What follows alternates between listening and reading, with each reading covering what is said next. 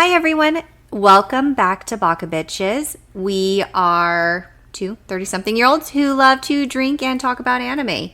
So I'm going to go ahead and pass it off to Hannah to quickly go through our anime disclaimers. Yes, because you'll need them just in case you don't want sensitive ears listening. But yeah, this is fair warning, a podcast that we're going to be talking about there's going to be language, there's going to be cursing because we're drinking, there's going to be drinks. So What the fuck are you talking about? I know. What kind of fucking language is happening in this here? This is bullshit. I know. It's a family show. So sorry. Please don't watch this with your family. Yeah, don't do it. Watch it in private. With the door closed and locked. But yeah, so there's going to be language. There's probably going to be some sexy talk in here. Some adult themes. Definitely a lot of adult themes. And that ranges references from, to sexuality. Yes, sexy sex time and daddies. Lots of daddies. So many daddies. All the daddies with an I-E-S. Daddies. Daddies. Probably some dark elements. Some things that might be uncomfortable. Death. Sex, violence, drug use. Mm-hmm. Heavy themes. We're gonna talk about it all. So if you're a little sensitive about those subjects, please just be aware that it's to your discretion, and don't come at us for watching in dub. Okay? Mostly don't come at us for that because we are Baka Bitches and we are not reading subtitles. We are not. Maybe on our own time, but this is podcast time, and we gotta go with the English. We gotta go with the English so we absorb it all. Enjoy, guys. Enjoy.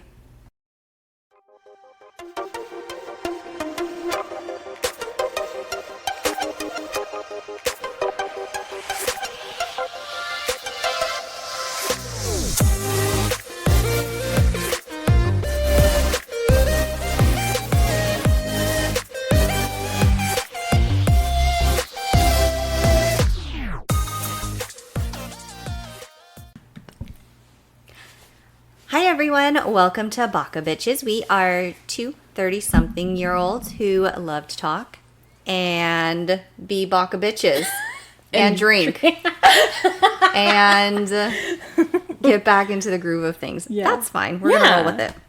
Absolutely. We are still on our track sweetie. of Inuyasha.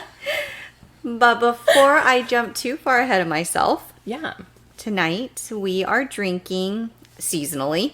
Mm-hmm. An apple cider whiskey smash. So for anyone who wants to follow along with us, here is the recipes. Ooh. 2 parts whiskey, 1 part ginger beer, 1 part sparkling wine, and 2 parts apple cider. I did not have apple cider. I had bougie, Whole Foods-esque apple juice I put in. Still valid. And then I tried to put in a small amount of cinnamon. I thought I had the sprinkle side open. But to be honest, I did not. It was the pour side. Oh, that's fine. And then that's why I was shaking so aggressively when I was making this drink up earlier. I think it's okay. It's very good. It's very seasonal. It is. We are in November right now. We are recording, watching a non-real fireplace firing. But it's so cozy. But it's fine. It's so cozy. So we can talk to you guys about Inuyasha. Yeah. We are approaching the end of this season. Episode 24. I know. Titled Enter Sango the Demon Slayer. Sango. But yeah. Sango. Sango. Sango-san. Like a true Jap would say. The Demon Slayer. Yeah. This was the first Demon Slayer before Demon Slayer was an anime, by the way. Yeah, this episode was wild, you guys, because I pretty much have no notes on this, so we're just gonna be flying. Wild, because this is a very meaty episode. Okay. I can't wait to hear about it. Okay, all right. Because it looks like I have a lot written down, but they're not actual things for any plot. Oh. Like my first sentence just says, pretty ponytail, found shard from centipede. And then I later drew an arrow to write Sango. Sango. Okay. Yeah, Sango. Sango-san.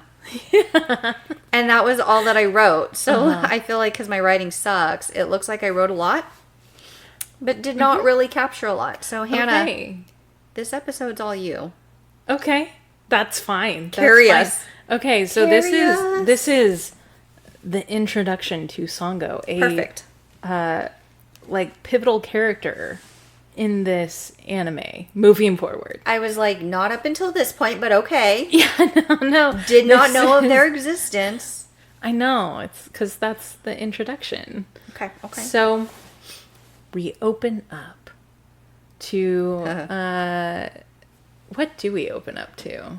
To Pretty Ponytail, who found a shard from Centipede. No, we were like, that's 5-10 minutes in, more or less. That was the first thing I wrote. Okay. Well, more or less, the gang is putzing around as usual, and we kind of have them around a campfire talking, like Moroku, our perverted monk, Inuyasha, our half-demon angry boy, and Shippo, the tiny baby fox boy. And yes. These three are sitting around the campfire, and Shippo's going on and on about, look at all these stars. I wonder if there's like a lot more stars or a lot more shards of the Shikon jewel. And Inuyasha's like, it's fine, don't worry about it. And Shippo's just like, but why? What are you talking about? There's so many we've got to collect. And, aren't you worried about this new foe, Naraku? And Inuyasha's like, don't worry about it. Like, I'm cool as a cukes. Yeah, like, I got a plan. I'm a man with a plan. And he's just straight up, I'm just going to let Naraku collect as many shards as he can. And, we're just going to beat him up and steal his shards. And Shippo, being the actual logical person in this conversation, is like, well, that doesn't make any sense because the shards give demons power. So the more shards Naraku has, the more powerful he is. And I don't think we want to go there. Our only option is to collect way more than him and eventually get those as well. Yeah. Gotta catch them all mentality. Yeah, like Pokemon or potato chips or something. Potato chips was good. Yeah, I do like a good potato chip. Not STDs. We don't want to catch those. No, we don't want those. No venereal diseases or whatever.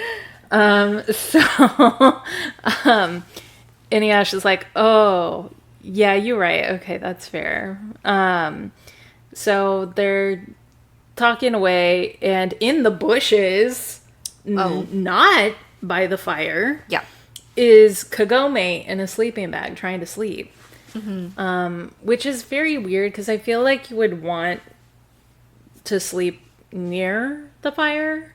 One, to like scare off predators. Two, warmth. And if you get attacked in the bushes, like, that's your own damn fault. So she's being a stupid girl in the bushes, trying to sleep, and she wakes up, and naturally she's overhearing the conversations, and she looks at her part of the Shikon jewel, and is just like, Inuyasha. Even though he's like 3 feet away. Inuyasha. 3 feet away! So, that's when we see Sango, or the intro to Sango. We cut to the next day, and we're at this strange village, and people are like, it's coming, it's here. And then they yell out, like, Demon Slayer, it's right there. And Sango pops out of wherever the bushes? Yeah. More bushes.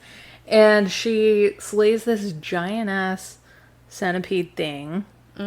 Like, real easily with her oversized boomerang. And gets a piece of the Shikon jewel. So, she's more or less shown to be this really dependable, like, fierce warrior type thing that's saving innocent humans from all the dangers of being in this world full of ugly centipedes. Yeah, no, she really was like warrior status. Yeah, like super... Yeah. She's a badass bitch. She Not a Baka is. bitch. She's No, a she a badass. bitch. Way more... Kagomes, my girl, is totally... Step up. Yeah. Step up. Because now you got competition. So, she's like, yeah, this shard is payment. You don't have to worry about it. Poor people. This is great. And she's like, after all, this is part of a jewel that originated from my village. And you're like, ooh, Shikon Jewel origin story as well. So she goes off. She's heading back home because her job is more or less complete as a demon slayer for hire. And the gang, Inuyasha, Kagome, all that,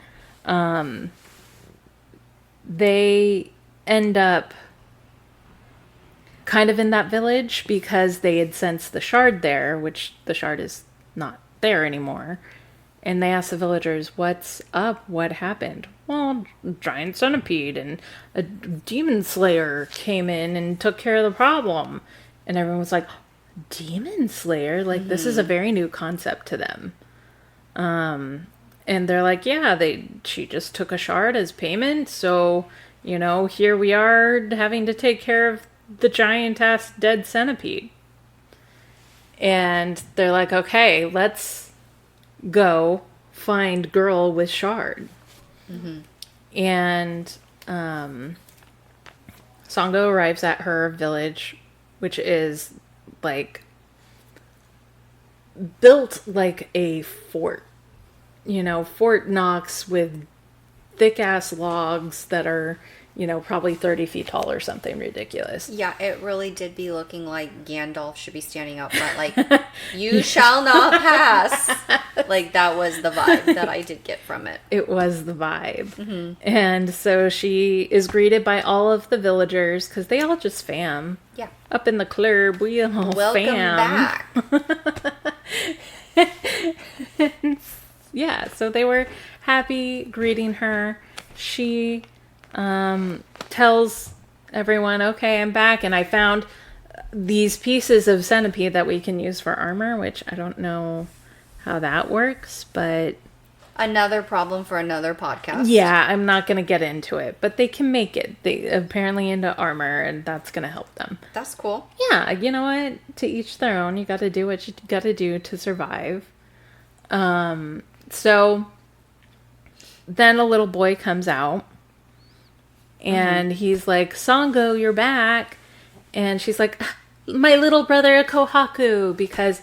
I'm literally about to say that. I was like, nailed it. Because that's just how anime is. They yell out the thing so the viewer knows the relation. Sure. So I would be over here like, Hannah, my best friend. Yeah. Good to see you. At least the first time every episode Yes. of our lives. Yeah, maybe that's how we should do We it. should just every time. Stephanie, my best friendo. Yes, you're welcome. Yeah. Yeah. So they identified their relationship immediately. Immediately. So us, the viewers, know exactly who they is. Yeah. That way we could feel even more sad about what's about to happen. And more devastated, for sure. Exactly. So, Kohaku, Sango's brother, if you didn't know. Little brother. Little brother. Little. That's important to note. It is. Younger brother. Yeah, because Sango's probably like... 11, 12? Yeah, something like that. I don't know. He looked young. No, I said Sango, not Kohaku. Oh, Kohaku. Yeah, I was thinking Yeah. he's like 11, 12. Yeah, so... Yeah. Sango is probably what? 16, 17? Yeah, something like that. I actually don't necessarily know the canon age for her. Feudal Japan age is so different. Yeah. Well, I mean, you die young. Yeah, so back then. who knows? In this episode, maybe she was like 4 years old. We don't even know. Yeah, she's very just a mature full for her age. Badass. So the Kohaku would be 11 months old. Exactly. All right. Okay. So, Kohaku comes out, like, great to see you, big sis. Father, I mean, the Lord wants to see you. She's like, okay, cool. So they go see Papa, which is the lord of the village, the leader, I guess you could say, the mayor, the governor. I don't know. The chief? The chief, head honcho. The big gun. Yeah, big guy. Who we think is, because we don't know nothing, right? We're just the viewer. We're just stupid. We're just the viewer. We only know what has been narrated to us. Right. We could have an unreliable narrator. We don't know. But we're trusting. We're trusting the system right now. So, Sango shows her father the piece of Shikon jewel, and he's like, yeah, this originated from our village, and the jewel was, I don't know, tainted or something, and 50 years ago, they gave it to a priestess to purify. But, the whole backstory more or less is condensed in, him saying, well, that priestess failed, and there was some demon shenanigans and stuff. So, cool. We've got this single shard back, so that's cool. And they put it on a prayer altar thing, and they kind of pray over it. And Sango's like, "Is this gonna help purify the jewel?" And Dad's like, "Nah, nah. We need someone, a maiden." A capable maiden, more or less, to purify it, and we just don't have that right now. And so Sanga's like, oh, okay, cool. And then Dad goes in and says, hey, we've got another job that we were hired for, like, in a way off palace, and we need to go. I'm recruiting you and Kohaku, because Kohaku, you're 11 and you need to be a man now. Can you imagine? Yeah, his testicles haven't even dropped yet, and he's being told to man up. He hasn't had one single facial hair. Singular pubic hair. Okay. Yeah. Like, my voice is up here. I don't know what you're talking about. I'm still a soprano. I could be a eunuch, Dad. Okay. So, put that on a shirt. No. Please don't. Yeah, don't do that. So, now I've distracted myself. So, anyways. He was told to man up. Told to man up, and he does not want to man up, which is fair because he's just a little boy. Yeah. So, they cut to a scene of just Sango and Kohaku hanging out on the patio, the deck. I don't know. There was a lot of scene changes in a short amount of time. There was. They gave you kind of a lot of info in like a span of 5 minutes. That's why my girl brain's not following. Yeah. But this is a super important episode. Mm-hmm. So, they're hanging out together, and Sango's playing with one of the best characters ever, Kilala, which is the kitty. It's the kitty with the tails. So toots. So cute. And Kohaku is more or less kind of questioning, like, I don't think I'm ready for this job. Like, I know I've trained, but I have so many doubts of, if I can be a viable demon slayer. And Sango's like, Sango. You're welcome. And Sango's just straight up like, don't worry about it. You just need experience. It'll get better. It'll get easier. You're good. And they kind of leave it at that, and then they cut to the whole group of Sango, Kohaku, and their dad going to this new job. And it's at this palace, and it's very kind of dark and eerie, and the Lord there looking pretty like, I wouldn't want to see that kind of person in the grocery store, because that just screams. Screams what? Come on. Pedophile. Oh. I wasn't sure what word we were searching for. It just, he looks a little creepy. He's a creeper, you know? And the Lord of the Demon Slayers is like, I've collected my best men for this job, and the Lord is like, but you brought a little girl and a extra little boy, so you sure? And Demon Slayer Lord is like, they're the best I have, like, they're even better than all these other guys I brought with me, which I don't know, if I was just a generic random Demon Slayer in that group that was part of the best, I'd be like, hey, wait, hold on. How dare you? What are you talking about? This little 11-year-old is better than me. What are you doing? Okay, what am I doing here? And so all of a sudden a giant spider bro this thing is bigger than, I don't know, the city of Manhattan, basically. That is it's true. Big. It were big. My analogy was just going to be, it was bigger than the spider from Harry Potter, which is also true. That's also true. It's also true. Because that spider lived in a forest.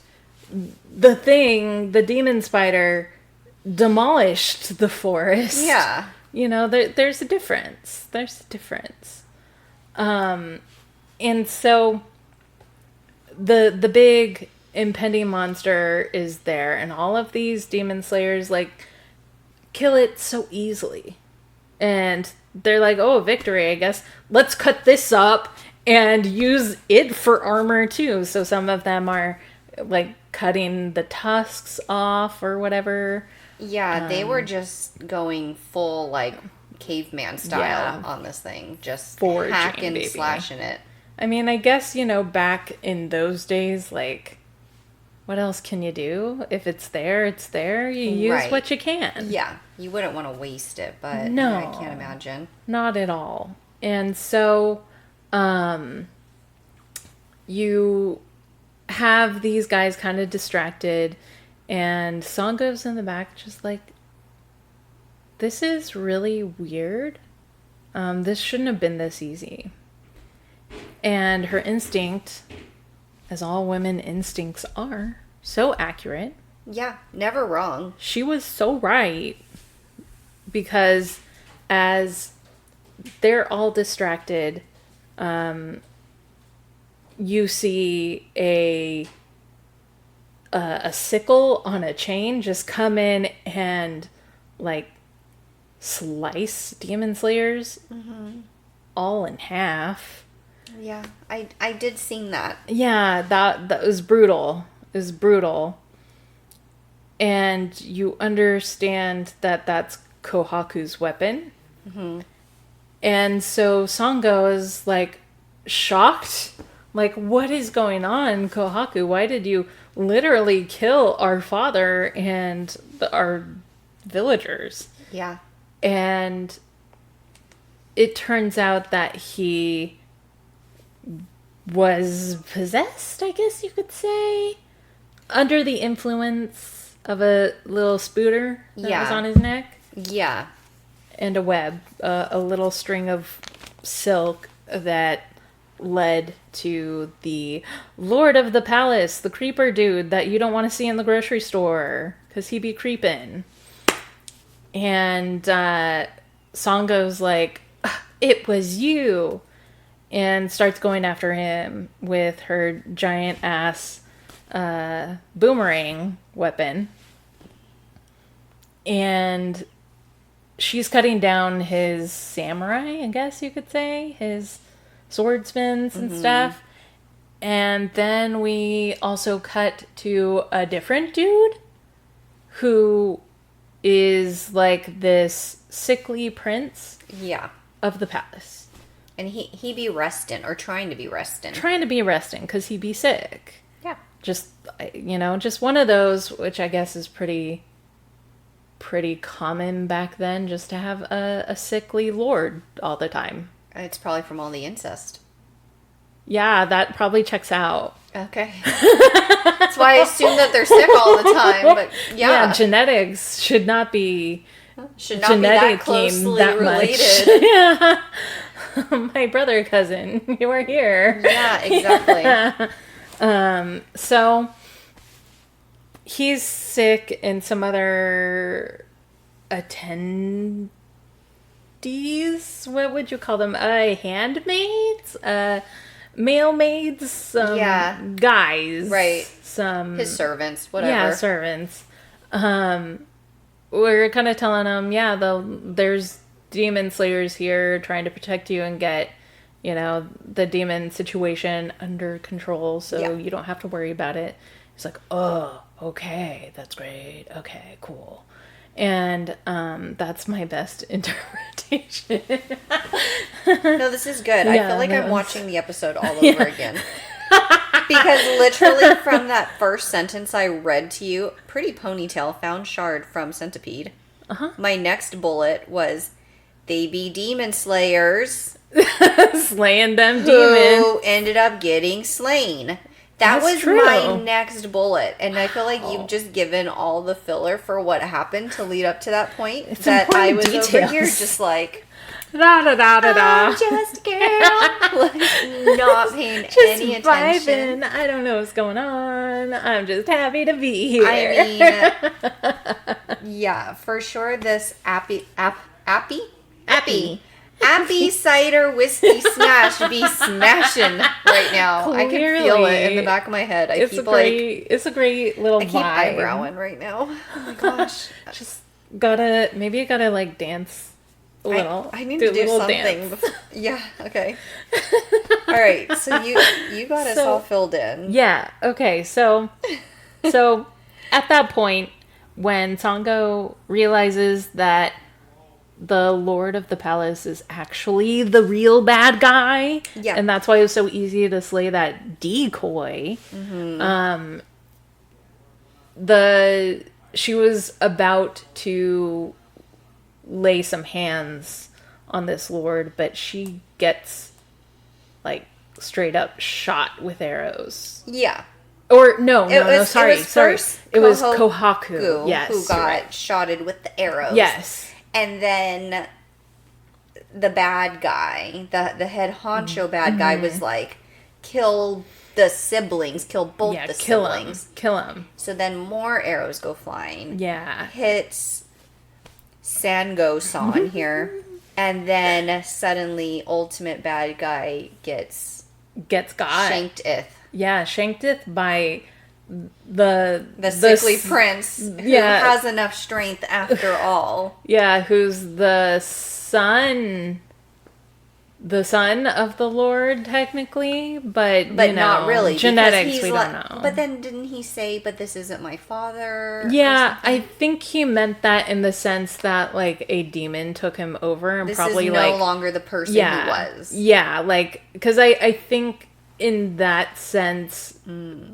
In this scenario, it probably was a demon that took over his body and in the sense like killed his soul. So like there was nothing left of his father. Right. It's, just, a parasitic demon using it as, the Lord. And so he kills his quote unquote father. That was my next bullet. Sexy man kills father. Yeah, very sexy. In quotes. It's my favorite. Kills father. Kills father. Father, uncle, brother, dad. Brother, Grandpa? husband? Yeah. We don't know. We don't know. We don't know. Genetics, man. I don't know. How do It's they wild. work? So he gets got, and then the shadow demon part gets got. So, like, that's ended. Yeah. And then he looks over at the mess of demon slayers, and especially Sango and Kohaku. It's like, oh, poor them. We need to bury them in the corner. Go do that. Go do that, man-made servants things. Yeah. And the servants diligently, it seems like, don't move the bodies and just pile dirt breast mounds on top of all of the persons. Dirt boobs. Yeah. Hannah's dirt boobs are just They were littered very everywhere. perky. They're just, I mean, they're full erect and just hanging out and doing their thing. Voluptuous. Exactly. Yeah. And then topped with like a rock, like, right? that's just what made it extra nipply. Yeah, I know. Very hard. Very hard. It really was. It was very just distracting. I'm trying to have a sad moment, but then they're like, boobies? Yeah, boobies I'm everywhere. like, oh, yeah, boobies.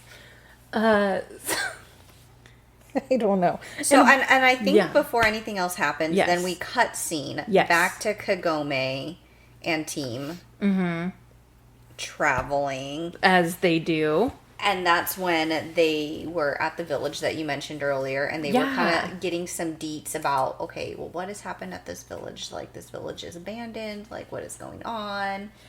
And it turns out that, like, a horde of demons came in and just Ransacked the ravaged. entire thing. Yeah, so all the demon slayers who lived in this secret, I guess not secret anymore, village, have now ceased to exist. They also be deader than dead. Yeah, and That really sucks. That's it puts a whole damper on their day. yeah, I know. Like, that's the drags, man. I mean, you know, like, this is supposed to be a village of, like, demon slayers. Well, the demon slayers could do nothing but get slain. Yeah. Because their ultimate 11-year-old hero was Is gone. not there. Is gone. Gone. He was not the prodigy. And what was the name of that cute little animal thing? Oh, Kilala? Yes. Yeah. And Kilala was in full, like, warrior beast mode. Yeah. And that's how it was approached over by Kagome, Inuyasha, the whole team. Yeah. They were about to slay Kilala. Yeah. Or Kirara, if you are listening to the Japanese version. Oh, nice. Yeah. Luckily, it didn't come to that. No. Because of the flea guy. Little bug guy. I can't remember his name. Hold on. It'll come to me. I was like, I got this in my notes. Oh, you somewhere. do? You wrote it? Oh, you know I do. I have names everywhere at some point. What why is it, I keep wanting to call him Hiroshima. That's not it. I don't know why. Flea guy. That's probably what I was calling him for the longest time. Flea guy. Myoga, the flea guy. Can't confirm. I haven't found it in my notes yet. Okay, confirm it. I already know it's true. Oh my gosh, I can't even read these notes. How drunk was I when I wrote these? So drunk. Sexy Black Moon Daddy shows up with Goblin. They be looking for Inuyasha. Flea sucks Inuyasha's blood. If you went back in time, what items are you taking back with you, Hannah? Those are my questions. With my bulleted answers, I only answered 2 out of my own 3 bullets. I put sunscreen. And straws that filter water. And that was one of my answers, too, was the straw that filters water. Daddy Uno equals Daddy Ichi. I don't know what these notes are, but we'll go with it. I'm sure your names are correct. Yeah, it's Myoga the flea. I can't double check this Yeah, note. it was in the back of my brain somewhere. It was just itching at me. So anyways, he was on Kilala and was like, wait, Right. no, stop. And I know these guys. yeah, don't do it, Inuyasha. It's okay. Don't hurt the Kilala. And Kagome, being the stupid bitch that she is, she's like, that beast can talk? And it's like, you don't remember Miyoko's voice? It's pretty distinct. It's fine, girl. It's fine. Yeah, that's... Yeah. Anyways, so Miyoka greets everyone, more or less, in the same fashion that he always does, which is to try and suck Inuyasha's blood, which is very intimate, in my opinion, but all right, you do you, boo. And so he just so happens to be in the village because he was also curious about the origins of the Shikon jewel. He was jewel curious. So jewel curious. And so they're all trying to connect everything as they're standing around the village, and then they're like, wow, we should clean this up, which is very nice. Like, by the way. Yeah, and they do... They dig graves for each very and every... shallow graves. Yeah, I mean, it's but a they're lot. at least grave-shaped. Yeah, and... They're not breasticle mounds. They're not. They are grave-shaped. Yeah, they are. They actually look like there's bodies there instead of breasticles. Yeah. So they were nice and did the shallow graves and put flowers on the graves. And as they're kind of talking about the Shikon jewel origins, which I don't think they really talk too much about. Just, oh yeah, that's why I'm here. Yeah. I assume that that's coming up in this next episode. Yeah, it is. And so, and in the meantime, we go back over to breasticle to the mounts. breasticles, and Sango crawls out of one of those breasticles. Yeah. She's like, I'm alive. One arm at a time. One arm just comes reaching out through the breast. Yeah, and she's just crawling her way back to the palace where sickly Hot Prince is just kind of studying the whole situation. He's not like, oh my god, one of these people was just buried alive. He's more just like, very interesting. I think he probably sees that a lot. Like, that's like, we frequently bury people alive in feudal Japan. Yeah, it's Tuesday night. What are you gonna do? I don't know. Like, this is just typical silly us. We should check for pulse next time. I don't know why we don't do that.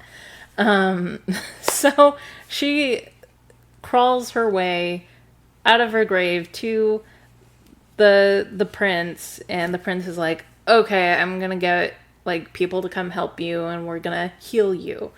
And so her wounds are bandaged. She's resting on a bed, and well, not a bed, but like a mat. And the prince and his man-maids are there. And he's like, I'm so glad that you're alive. Like, I'm so sorry about your village and all of that. And she's lying there either too shocked to speak or just too in her own head thinking, processing, coping with what she's just borne witness to, not to mention the fact that she was fucking buried alive by your team of incompetent assholes. Right? Who are just like, yeah, this girl is clearly still breathing and has a heartbeat. Let's just throw some dirt on her. Yeah, that's what helped her. She rubbed some dirt. Yeah, they rubbed some dirt on her big girl panties, and now she's fine. I mean, did you see all those arrows, though? Yeah, and then his little handmaidens are like, how dare you not address the prince? Fuck off, dude. You serious? That pissed me off. Let her have a moment. Yeah, my goodness. Let her be, like, near dead and, like, healing and crying about her dead father and brother. Like, chill, you know? It was wild. And in the meantime, which we find out that this sickly prince is meeting with Naraku, or the white baboon guy, as we know him. That's right. And you kind of get the feeling that they've been quote unquote working together, but not in the sense of like for evil deeds. Like, this sickly prince has no idea who Naraku really is. But Yeah, they've just been in cahoots seemingly because it's been to both their benefits. in a sense, yeah, it's like, the prince wants to do good, but, and he's using Naraku, quote unquote, as like a scout or a messenger. And because you have Naraku there in his baboon outfit, and he's like, yes, my lord, I went to the Demon Slayer village to try and warn them of the onslaught of demons that were coming their way. But, by the time I got there, it was too late. Everyone was already annihilated. Even though that was a lie, because Naraku was the one to sick all of those demons on the village. Yeah. So he is the cause of it, not the, trying to be the savior of it. Yeah, he's definitely a liar, liar, pants on fire. Yeah, just here for all the evils, because he got a couple of shards from the village. Mm-hmm. And the prince doesn't know that, and he's just like, oh, that's so sad. And Sango overhears all of that, because they're just like 5 feet away from her. And she, like, crawls out. She's like, get my armor and get my weapons. I need to go. Who did this? What are you talking about? The whole village is slayed. She just watched her father and her brother and other people from the village get slayed, and now she's learning that her whole village is annihilated. Yeah. And Naraku says, oh, it was this half-demon who's very evil called Inuyasha. Dun, dun, dun. Dun, dun, dun. And so Sango is now, like, filled with anger and hatred, and she wants revenge. She is not waiting. Of course she does. For her wounds to heal. She is going and slaying Inuyasha. Love this. And that's where we leave it off. That's where we leave it off. Until next time. Next time. Baka bye!